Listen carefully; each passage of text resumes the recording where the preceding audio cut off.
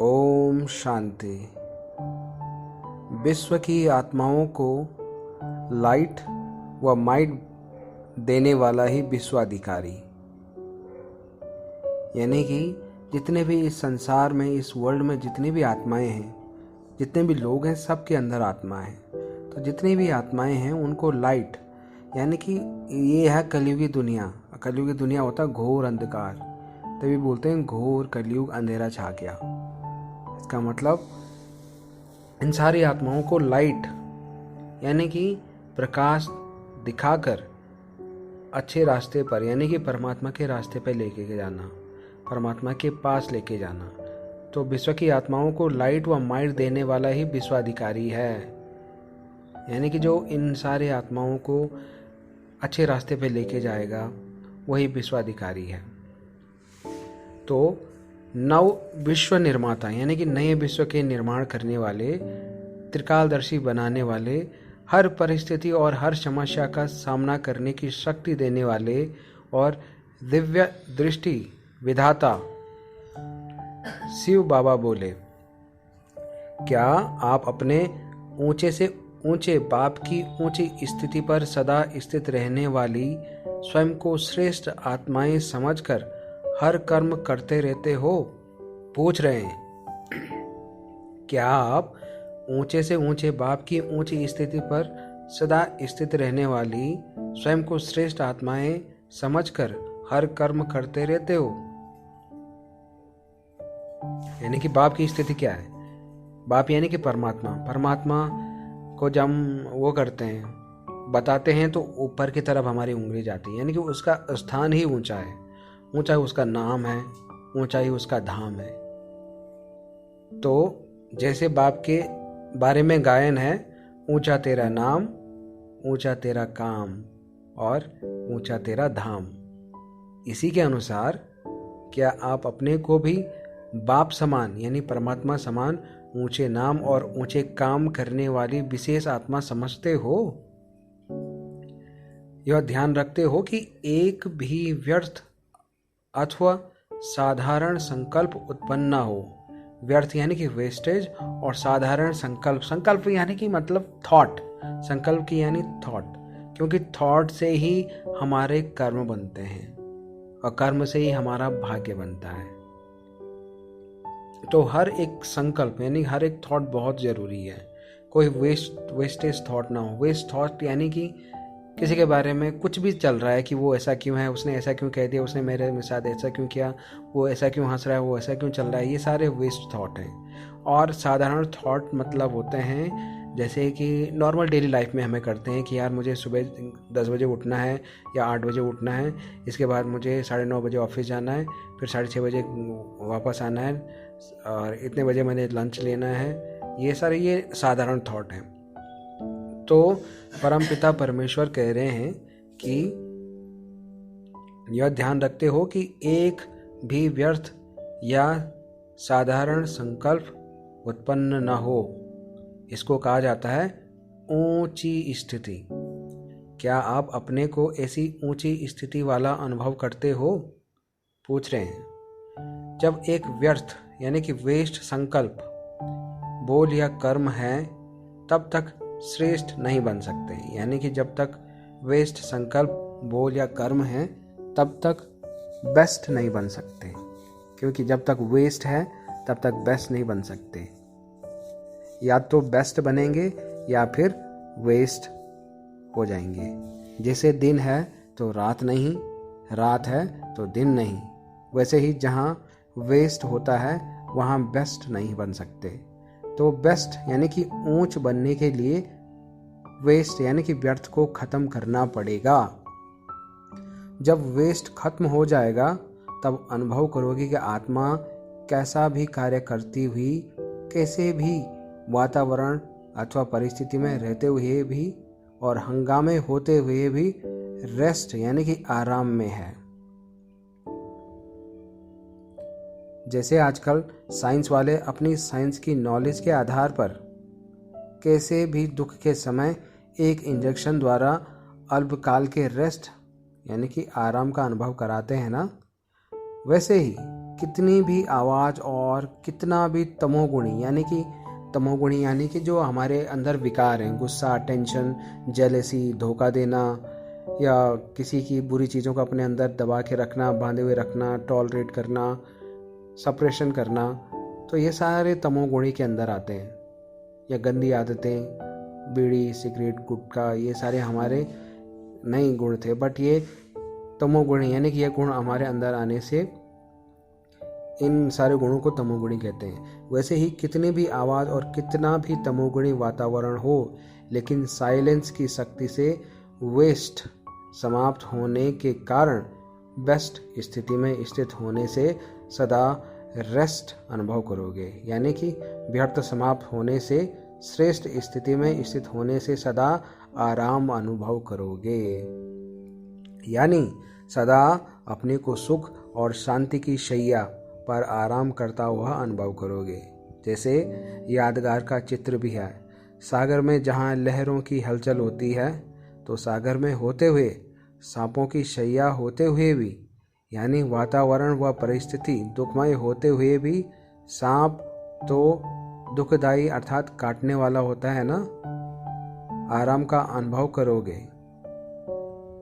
तो इसका भाव यह है कि ऐसी परिस्थितियां, ऐसा वातावरण जो काटने वाला हो, हिलाने वाला हो और अपने विष द्वारा मूर्छित यानी कि बेहोश करने वाला हो, लेकिन ऐसे वातावरण को भी सुख शांति की सैया बना दे, यानी आराम का स्थान बना दे, यानी आत्मा सदा अपने रेस्ट में रहे। तो जैसा यादगार चित्र है, क्या वैसे ही प्रैक्टिकल जीवन में अनुभव करते हो? यानी कि चित्र कौन से? विष्णु भगवान का। विष्णु भगवान यानी परमात्मा का एक अवतार था। उसमें क्या है कि विष्णु भगवान को हमेशा समुद्र में और एक सांपों के घेरे के ऊपर एकदम मस्त करके सोए हुए, लेटे हुए दिखाते हैं और ऊपर 7 फनों वाला सांप दिखाते हैं।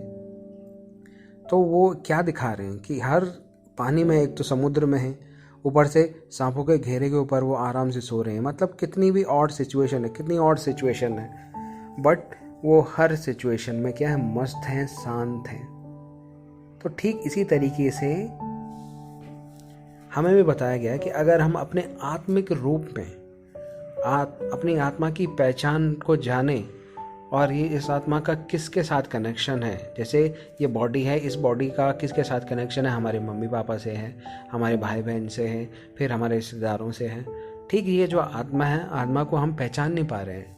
ये आत्मा का किसी न किसी से कनेक्शन है, वो है परमात्मा से। परमात्मा से इसका कनेक्शन है।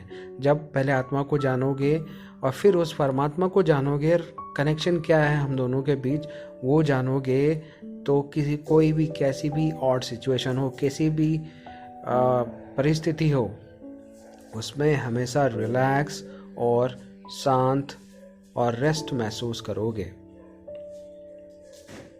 तो ये कहते हैं कि इसका भाव यह है कि ऐसी परिस्थितियां, ऐसा वातावरण जो काटने वाला हो, हिलाने वाला हो और अपने विष द्वारा मूर्छित करने वाला हो, लेकिन ऐसे वातावरण को भी सुख शांति की सैया बना दे, यानी आराम का स्थान बना दे, सदा अपने रेस्ट में रहे।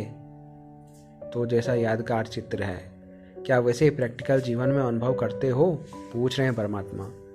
शीतलता में शीतल रहना कोई बड़ी बात नहीं है, यानी कि अगर ठंडे हैं, ठंडे में ठंडा ही रहना कोई बड़ी बात नहीं है। आराम के साधनों में आराम से रहना यह भी साधारण बात है, लेकिन बेआरामी में आराम से रहना, इसको कहा जाता है पद्मा पदम भाग्यशाली। कितनी बड़ी बात बोल दी है। यानी अगर तुम खुश हो, खुश में खुश रहना साधारण बात है, लेकिन दुख है, दुख में तुम खुश रह रहे हो, हल्के रह रहे हो, तो ये बहुत बड़ी बात है। इसे कहते हैं पद्मा पदम भाग्यशाली। तो परमात्मा यही कह रहे हैं, शीतलता में शीतल रहना कोई बड़ी बात नहीं है। आराम के साधनों में आराम से रहना यह भी साधारण बात है, लेकिन बेआरामी यानी कि और सिचुएशन है, प्रॉब्लम आ रही है लाइफ में, लाइफ जैसे हम चाह रहे हैं वैसे नहीं चल रही है, ऐसी सिचुएशन में आराम से रहना, इसको कहा जाता है पद्मा पदम भाग्यशाली। पद्मा पदम समझते हो ना, इकाई, दाई, सैकड़ा, हजार, 10,000, लाख, 10 लाख, करोड़, 10 करोड़, अरब, 10 अरब, खरब, फिर पदम, 10 पदम, इस तरीके से आते हैं। तो कितना गुना है। पद्मा पदम भाग्यशाली, एक तो भाग्यशाली नॉर्मल होता है कि ठीक है उसका भाग्य है, बट पद्मा पदम भाग्यशाली है। तो आत्मा का नेचर जान लिया, आत्मा के गुणों को समझ लिया और वो उस तरीके से फील किया और परमात्मा से अपने आप को हमेशा 4 बजे उठकर, यानी कि अमृत वेला में उठकर, ब्रह्म मुहूर्त में उठकर 4 से 5 बजे परमात्मा से अपना कनेक्शन बैठाया, हर दिन उनसे बातचीत करी, उनके ज्ञान को लिया अपने अंदर, तो आप पद्मा पदम भाग्यशाली बन जाएंगे। तो किसी भी परिस्थिति हो, आप हमेशा ही रेस्ट में अपने आप को पाओगे, हमेशा अपने आप को शांत और रिलैक्स होते हुए पाओगे। तो ऐसे विषय सागर के बीच रहते हुए 5 विकारों को अपने आराम व सुख और शांति की शैया बनाना है। यानी क्या अभी से विकारों के ऊपर सदा विजयी बन सदा ज्ञान के मनन और बाप के मिलन में मगन रहते हो? जो ऐसी स्थिति में स्थित है, यानी सदा मगन है, वह ही सदा निर्विघ्न है।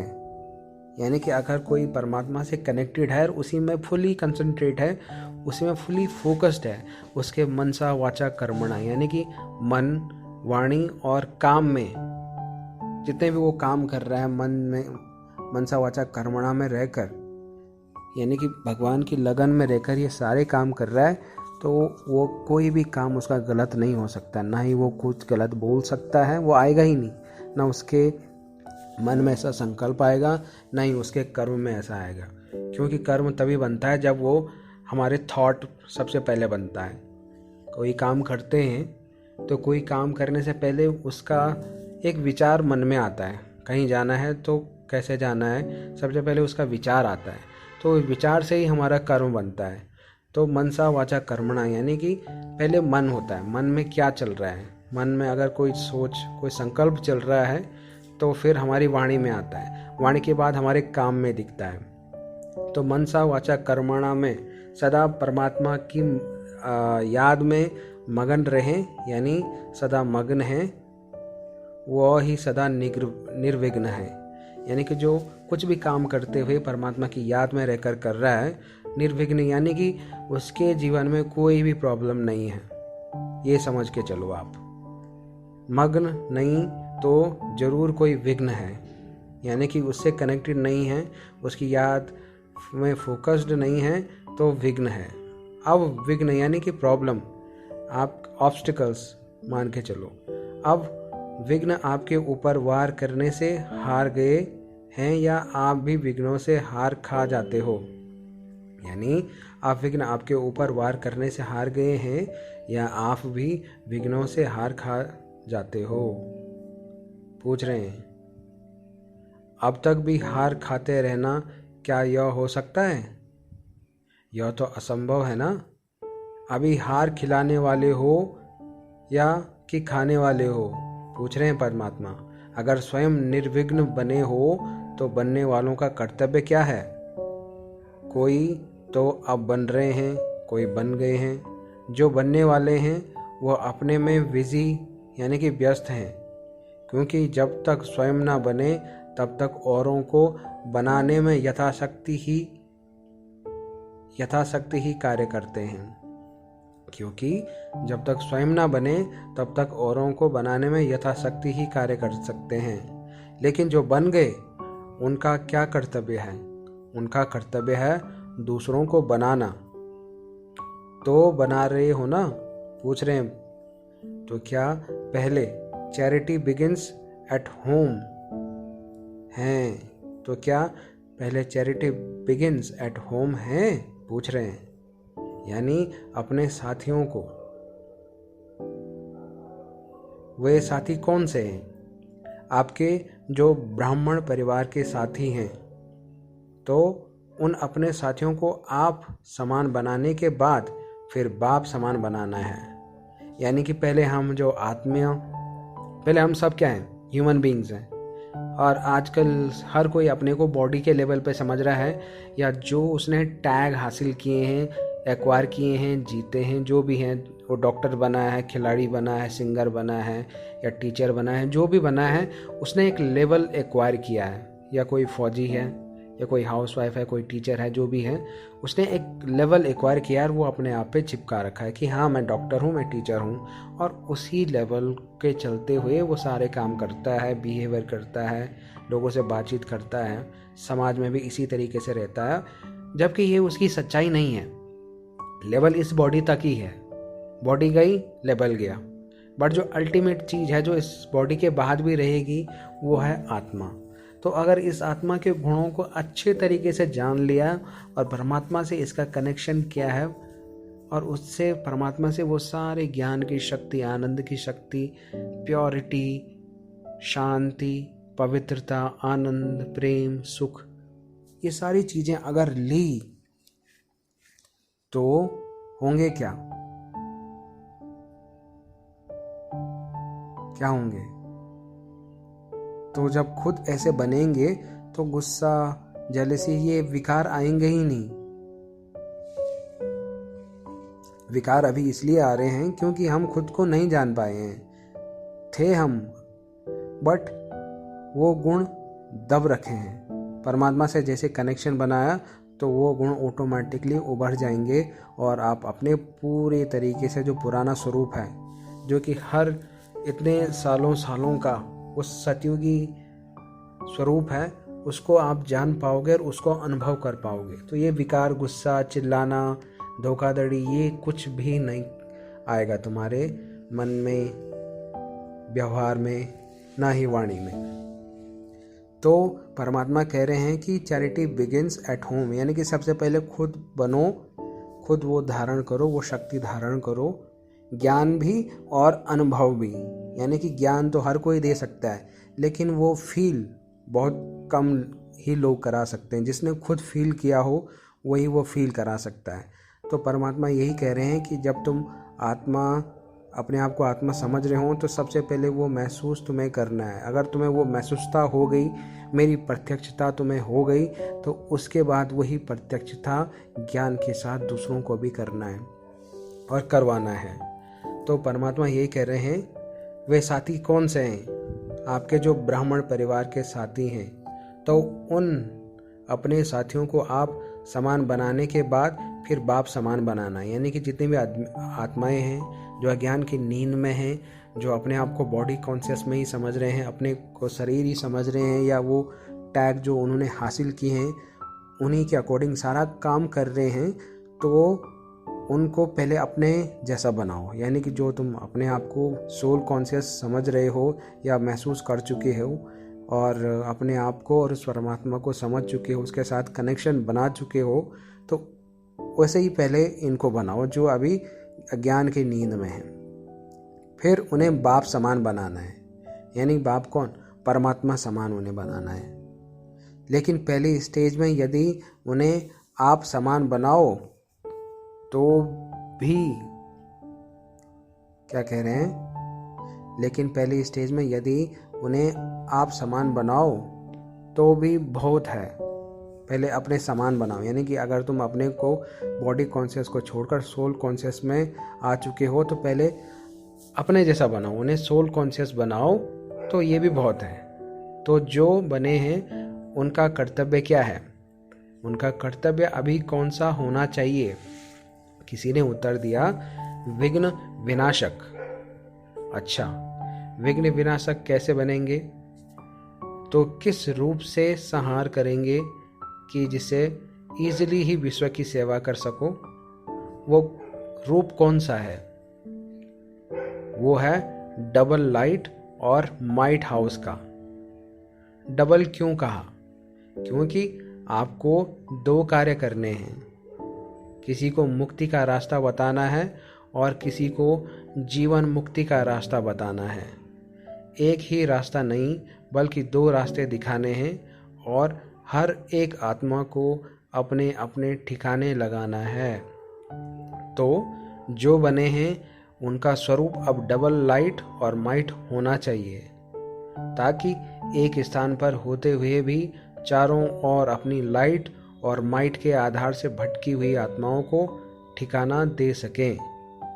तो क्या इस कार्य में बिजी हो? अब लाइट और माइट दोनों का बैलेंस होना चाहिए। सिर्फ लाइट से भी काम ना होगा और सिर्फ माइट से भी काम नहीं चलेगा। दोनों का बैलेंस जब ठीक होगा तब सब अंधों की औलाद अंधों को अपनी लाइट और माइट के द्वारा कौन सा वरदान देंगे? शास्त्रों में भी कौरव संप्रदाय के लिया हुआ है कि अंधों की औलाद अंधे हैं। तो अपनी लाइट और माइट के द्वारा कौन सा वरदान देंगे और वे वरदान में क्या प्राप्त करेंगे? डिवाइन इंसाइट, यानी उन्हें तीसरे नेत्र का वरदान दो। वैसे भी नेत्रदान सबसे श्रेष्ठ दान कहा जाता है। नेत्र नहीं तो ये संसार नहीं, ये जहान नहीं। सबसे बड़े से बड़ा जीयदान कहो या वरदान कहो या महादान कहो, वास्तव में वह यही है। तो अंधों को डिवाइन इंसाइट या तीसरे नेत्र का दान दो, जिससे कि वह मुक्ति और जीवन मुक्ति के ठिकाने को देख भी सकें। अगर वे देखेंगे नहीं तो फिर पहुंचेंगे कैसे? इसलिए डबल लाइट और माइट हाउस बन, दोनों का बैलेंस ठीक रख। हर आत्मा को तीसरे नेत्र का वरदान दो। तीसरा नेत्र मतलब क्या? यहाँ पे क्या बोला गया है? दो नेत्र जो है हम फिजिकली देखते हैं, जो भी चीज़ है जो दिख रही है, जो हमें चल रही है, दौड़ रही है, जो हम इन आंखों से देख सकते हैं, वो है दो नेत्रों का काम। तीसरा नेत्र यानी कि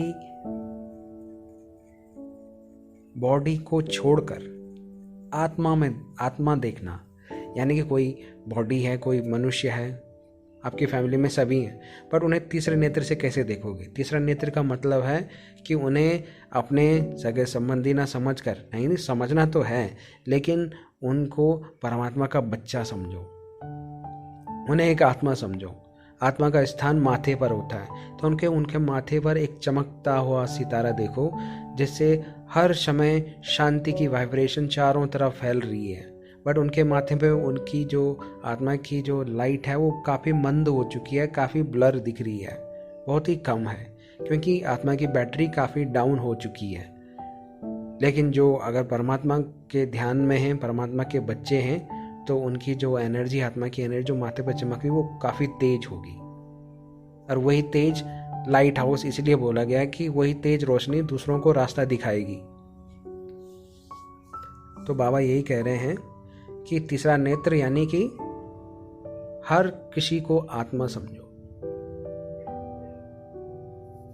और वो एक्सपीरियंस कराओ, बोलने से नहीं।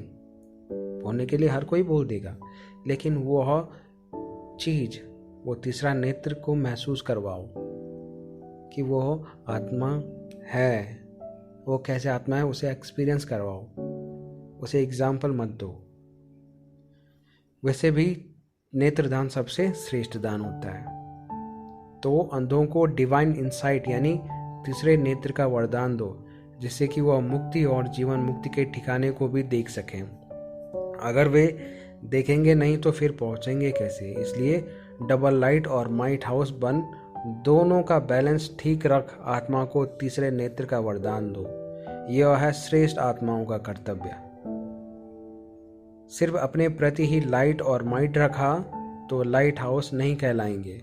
अगर अपने में लाइट और माइट है तो अपने साथियों को और विश्व की सर्व आत्माओं को महादान दो और महादान वरदान दो। अगर कोई बल्ब चारों ओर रोशनी ना फैलाए, सिर्फ जहाँ जग रहा है उस थोड़े स्थान पर ही लाइट दे, तो कहेंगे ना कि यह तो काम का नहीं है। तो अपने को देखो कि क्या मैं स्वयं एक लाइट व माइट देने वाला बना हूँ, या विश्व तक लाइट और माइट देने वाला बना हूँ। जितने तक लाइट देने वाला अब बनेंगे, उतने ही छोटे या बड़े राज्य के अधिकारी भविष्य में बनेंगे। अगर सिर्फ थोड़ी सी आत्माओं के प्रति लाइट और माइट देने के निमित्त बने हैं तो वहाँ भी थोड़ी सी आत्माओं के ऊपर ही राज्य करने के अधिकारी बनेंगे। यहाँ विश्व के सेवाधारी, तो वहाँ भी विश्व के राज्य अधिकारी होंगे। वहाँ यानी कि परम धाम। परम धाम कौन क्या है? परम धाम है हम सारी आत्माओं का घर, और वहीं परम पिता परमेश्वर शिव बाबा रहते हैं। शिव बाबा मतलब कोई भोलेनाथ एक अवतार है उनका, परमात्मा का। शिव बाबा यानी कि बिंदु, पॉइंट ऑफ लाइट, तो वही है परम पिता परमेश्वर शिव बाबा। एक होते हैं राज्य अधिकारी बनाने वाले, जिनको टीचर कहते हैं। वो राज्य कारोबार सिखलाने वाले बनेंगे, लेकिन राज्य करने वाले नहीं। अब आप सिखलाने वाले बनेंगे या करने वाले बनेंगे? वहाँ सतयुग में भी निमित्त मात्र पढ़ाते तो होंगे ना। राज्य कारोबार सिखलाने वाले शिक्षक जो होते हैं उसको राज्यधारी कहते हैं, परंतु राज्य अधिकारी नहीं। या तो राज्यधारी बनेंगे या फिर राज्य अधिकारी बनेंगे, लेकिन अधिकारी वह बनेंगे जो अभी से अपने स्वभाव, संस्कार और संकल्प के अधीन नहीं बनेंगे। जो अभी भी अपने संकल्प के अधीन होता है, तो क्या वो अधिकारी हुआ? यानी कि जो अपने विचारों के ही अधीन है, अपने विचारों के ही अंडर काम कर रहा है, यानी कि जो उसका मन कर रहा है वो उसे कर रहा है, यानी कि उसका खुद के मन पे कंट्रोल नहीं है, अपने बोल पे, अपने काम में, अपने थॉट पर भी कंट्रोल नहीं है, तो वो अधिकारी बना हुआ, वो अधिकारी हुआ नहीं। वह संकल्पों के भी अधीन हुआ, वह संकल्पों के भी अधीन हुआ ना। तो इसलिए अब संस्कारों के भी अधीन नहीं, स्वभाव और संस्कार के भी अधीन नहीं होना है। और जो अब से इन सब के अधिकारी बनेंगे वो ही वहाँ राज्य अधिकारी बनेंगे। अब हिसाब निकालो तो कितना अधीन रहते हैं और कितना अधिकारी रहते हैं। फिर उसकी रिजल्ट से स्वयं भी अपने भविष्य का साक्षात्कार कर सकते हो। यानी अपने आप को परखने के आईने में अपने वर्तमान और भविष्य 21 जन्मों के लिए हमारे फ्यूचर के फीचर्स क्या होंगे वह भी देख सकते हो। आप अपने 21 जन्मों के फीचर्स भी देख सकते हो अगर आपका अपने आप को परखने की शक्ति का आईना इतना पावरफुल हुआ तो। उस आईने में तो सिर्फ वर्तमान देख सकते हैं। जो फिजिकल नॉर्मल आईना होता है उसमें केवल अपना वर्तमान देख सकते हो, भले कितने भी पावरफुल शीशे हों जिस द्वारा बहुत दूर की चीज को भी देख सकते हैं, लेकिन वह भी हैं तो इस दुनिया का ही ना, उससे भविष्य को नहीं देख पाते। लेकिन आप लोगों को परखने की शक्ति का आईना इतना पावरफुल है जिससे न सिर्फ भविष्य एक जन्म को बल्कि 21 जन्मों को देख सकते हो, और फिर 21 जन्मों के आधार पर, भविष्य पद के आधार पर अपने पुजारीपन के पार्ट को भी देख सकते हो। तो ऐसा पावरफुल आईना जो बाप दादा यानी कि परमपिता परमेश्वर द्वारा प्राप्त हुआ है, क्या उनमें देखते रहते हो? अपने को क्लियर देख सकते हो कि देखने के लिए किसी और की जरूरत है? त्रिकालदर्शी को और कोई की आवश्यकता होती है क्या? त्रिकालदर्शी यानी कि अपना पास्ट देखने वाला, अपना वर्तमान देखने वाला और अपने भविष्य को भी देखने वाला, ये तीनों कालों को देखने वाला ही त्रिकालदर्शी कहलाता है। तो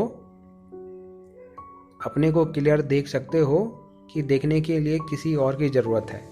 त्रिकालदर्शी को और कोई की आवश्यकता नहीं होती। त्रिकालदर्शी तो दूसरों के भविष्य को भी जान सकते हैं, तो क्या आप अपने भविष्य को नहीं जान सकते हैं? त्रिकालदर्शी बने हो कि एकदर्शी बने हो? एकदर्शी यानी सिर्फ वर्तमान के दर्शी। अब तो त्रिकालदर्शी बन सबको संदेश दो। जब एकदर्शी बन संदेश देते हो तो 1% ही रिजल्ट निकलती है। त्रिकालदर्शी बन संदेश दो तो 3 हिस्सा रिजल्ट तो निकल ही जाएगी, यानी 75% रिजल्ट होगी।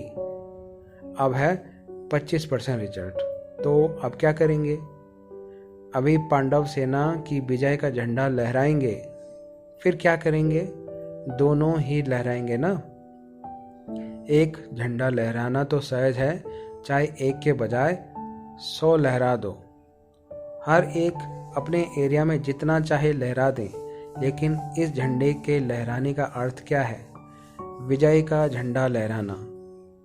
तो अब मिलकर तन मन और धन सब लगा रहे हो, वो किस लक्ष्य से? क्या सिर्फ शिव के चित्र के झंडे लहराने से लक्ष्य से?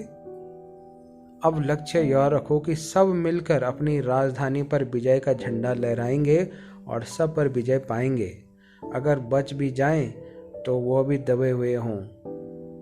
बोलने से चुप तो हो ही सकते हैं ना। अब तो चुप भी नहीं है, अब तो बोलने में भी होशियार हैं। देखो भविष्य का मुख कौन सा है? अखबार, पर्चे और मैगजीन। अब विश्व के मुख द्वारा बोलते तो रहते हैं ना, लेकिन चुप हो जाएं, मार ना सको तो कम से कम मूर्छित तो करो। मूर्छित वाला भी बोलेगा तो नहीं ना। तो अब यह रिजल्ट आउट होनी है। राख कौन बनते हैं और कौन कितने बनते हैं, और कोटों में से लाखों में से एक कौन निकलते हैं, वो भी देखेंगे। लेकिन यह होगा कैसे? इसके लिए 2 बातें छोड़नी हैं और एक बात धारण करनी है। 2 बात कौन सी छोड़नी है? 2 मत को छोड़कर 1 मत धारण करनी है। लेकिन 2 मत होती क्यों हैं? 1 मत से तो मत में आने का क्या कारण है? 2 बातें छोड़नी क्या है और एक बात धारण करनी क्या है? छोड़नी है एक तो स्तुति और दूसरी परिस्थिति। क्योंकि एक तो कोई परिस्थिति के कारण डगमग होते हैं और दूसरे स्तुति में आने से स्थिति नहीं बनती है। इसलिए स्व स्थिति को धारण करना, यानी स्व स्थिति यानी अपनी स्थिति। अपनी मतलब कौन? बॉडी नहीं, आत्मा की स्थिति। आत्मा की स्थिति यानी कि आत्मा के गुणों में रहना। आत्मा के गुण है शांत, शक्तिशाली, पवित्रता, ज्ञान, आनंद, प्रेम, सुख और खुशी। तो आत्मा के इन गुणों में रहना, यह है स्वस्थिति। और स्तुति और परिस्थिति, इन दोनों बातों को छोड़ना, यानी कि धारण करनी है स्वस्थिति और छोड़नी है स्तुति और परिस्थिति। संकल्प से भी छोड़ना है, यानी अपने विचारों से भी वो छोड़ना है। परिस्थिति के कारण स्वस्थिति नहीं होती है और स्तुति के कारण स्थिति नहीं होती है। तो इसलिए स्तुति में भी कभी नहीं आना। अगर यहाँ अपनी स्तुति का संकल्प भी रखा तो आधा कल्प से जो स्तुति होनी है उसमें 100 गुना कट हो जाता है, क्योंकि अभी अल्पकाल की स्तुति सदा काल की स्थिति को कट कर देती है। इसलिए अब परिस्थिति शब्द भी नहीं कहना और स्तुति का संकल्प भी नहीं करना। जितने निर्माण रहेंगे उतना निर्माण का कार्य सफल होगा। अगर निर्माणता नहीं तो निर्माण नहीं कर सकते। निर्माण करने के लिए पहले निर्माण बनना पड़ेगा। इसलिए एक स्लोगन सदा याद रखना, कोई भी कार्य हो, कोई भी सर्कमस्टांसेस सामने हो, लेकिन सदैव जैसे अज्ञान काल में कहावत है कि पहले आप यानी दूसरों को आगे बढ़ाना, स्वयं को आगे बढ़ाना। स्वयं का झुकना ही विश्व को अपने आगे झुकाना है। इसलिए सदैव 1-2 में यही वृत्ति, दृष्टि और वाणी रहे कि पहले आप। यह स्लोगन कभी भी मत भूलना। जैसे बाप दादा ने कभी भी संकल्प व बोल में व कर्म में यह नहीं दिखलाया कि पहले मैं। सदैव बच्चों को पहले लाए, इस दृष्टि व वृत्ति को आगे रखा। इस प्रकार फॉलो फादर करने वाली हर आत्मा इस बात में फॉलो फादर करेगी तो सफलता 100% गले की माला बनेगी। यानी कि पहले दूसरों की सहायता, क्योंकि हमारा जो आत्मा का स्वभाव है, हमारे मानव शरीर का भी यही स्वभाव था, समाज का भी यही स्वभाव था कि दूसरों की मदद करना। और दूसरों की मदद में ही हमारा विकास, हमारी मदद छिपी हुई रहती है। बट हम आज की डेट में ये बिल्कुल भी नहीं कर रहे हैं। तो फॉलो फादर करने वाली हर आत्मा इस बात में फॉलो फादर करेगी तो सफलता 100% गले की माला बनेगी। अगर पहले आपके बजाय पहले मैं यह भी संकल्प भी किया, अगर एक आत्मा ने भी यह संकल्प किया और वाणी और कर्म में भी लाया, तो मानो सफलता की माला का एक मणका टूटा। मणका यानी कि माला में जो दाने दाने होते हैं, तो वो एक मणका टूट गया। इसलिए स्वयं को तो इस बात में पक्का करना ही है, लेकिन स्वयं के साथ साथ संगठन को भी इस पाठ में व इस स्लोगन में भी सदा सफल बनाने के प्रयत्न में रहना है, जिससे विजय माला का एक मणका भी अलग न होने पाए। जब ऐसा पुरुषार्थ करेंगे वह यह कार्य करेंगे, तब विजय का झंडा अपनी राजधानी के ऊपर खड़ा कर सकेंगे। पाठ बजाने के पहले रिहर्सल समझा। ड्रेस और मेकअप आदि किया जाता है, तब ही पाठ सक्सेसफुल होता है। तो यह धारण करना है। ऐसे सजे सजाए एवर रेडी बन जब स्टेज पर आएंगे तो सबके मुख से हियर हियर का आवाज, वंस मोर की आवाज निकलेगी। क्या तैयारी के साथ साथ यह भी तैयारी कर रहे हो? सिर्फ स्थूल तैयारियां करने में तो बिजी नहीं हो गए हो। स्थूल तैयारी यानी कि फिजिकल तैयारी, यानी कि जो बॉडी कॉन्शियस है। पहले अपनी ड्रेस तैयार करो और फिर मेकअप का सामान तैयार करो। मेकअप करना यानी स्थिति में स्थित रहना। मेकअप यानी कि आत्मा का मेकअप, यानी आत्मा के गुणों को और उन्हीं गुणों में रहना, उन्हीं गुणों में रहकर ही काम करना। क्या यह भी तैयारी कर रहे हो? आत्मा की स्वस्थिति में रहना। क्या इनकी भी मीटिंग करते हो? ज़्यादा मीटिंग में यह पॉइंट्स भूल ना जाना। स्टॉल को सजाते सजाते समय हो जाए और स्वयं ऐसे ही खड़े हो जाओ, ऐसे होता है ना। कई सेंटर्स पर फंक्शन की तैयारी करते करते स्वयं ऐसे ही खड़े रह जाते हैं, स्वयं तैयार नहीं होते। तो यहाँ अब ऐसे नहीं करना। दान देने वाले आ जाएं और आप उस समय सोचो कि क्या ले आए जो बांटे। इसलिए स्टॉक पहले से ही इकट्ठा किया जाता है। उस समय इकट्ठा करने की कोशिश करेंगे तो कई वंचित रह जाएंगे। जैसे और चीज़ों का स्टॉक इकट्ठा करते हो, वैसे ही यह स्टॉक पहले इकट्ठा करना है। स्टॉक मतलब क्या जमा करना है, क्या भंडार करना है? वो है आत्मा के गुणों की शक्ति, परमात्मा से लेकर शांति, खुशी, आनंद।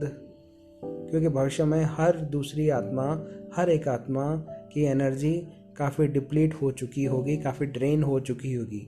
आज की डेट में आप देख सकते हैं हर कोई टेंशन, फ्रस्ट्रेशन, चिड़चिड़ा, एंजाइटी, डिप्रेशन, विकार, दारू, सिगरेट, बीड़ी, ये सब चीज़ों में कैसे उलझ रहा है?